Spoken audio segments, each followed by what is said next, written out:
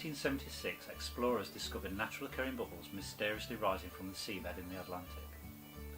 They were caused by an unknown oily substance that left multicoloured patterns on the surface of the sea. Unfortunately, it wasn't considered really important, and its location wasn't recorded in ship's logs. In London 1898, one of those explorers and Arthur Parsington pairs, after feasting on a 9-course meal including wine, returned drunkenly home and instructed his mate to prepare his bath. Further asking and winking to be treated like a dirty shirt, the maid innocently responded by adding potash, soda and a little tallow to his bath as one would when washing clothes, agitating it into a froth with a wooden dolly to create soap suds, thus making the first ever bubble bath.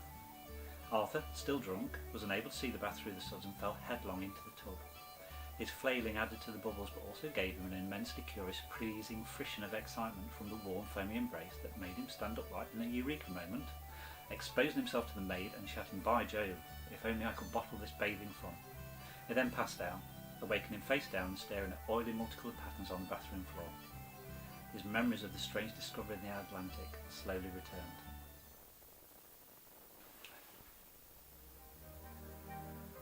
Adding bubbles to soap was time-consuming and costly. Employing hundreds of workers to blow through small narrow tubes into large vats, Arthur had indeed stumbled years earlier on the soap world's holy grail, free soap aeration, and set out to rediscover the location.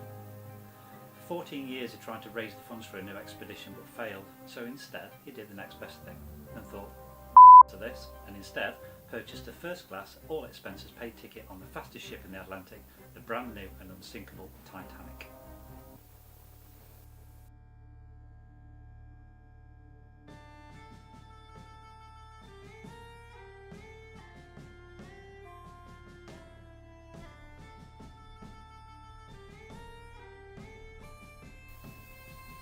On the 15th of April 1912, Arthur was stood behind Jack and Rose with arms outstretched on the bow of the Titanic, enjoying the clear night sky when he spotted bubbles.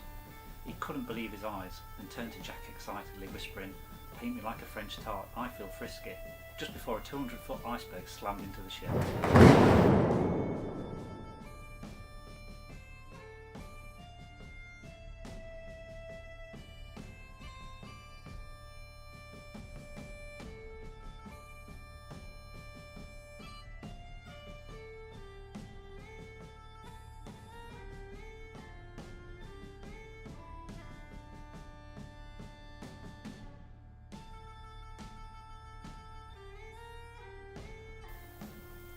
Titanicus Giganticus Britannicus hated its underwater soapy bath time being disturbed by what it called sightseers, and purposely pushed an iceberg in the way of the Titanic.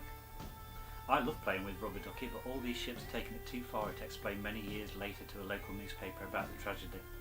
Anyway, it had a hole in it, it concluded before purchasing a new sponge and returning to the depths of the sea.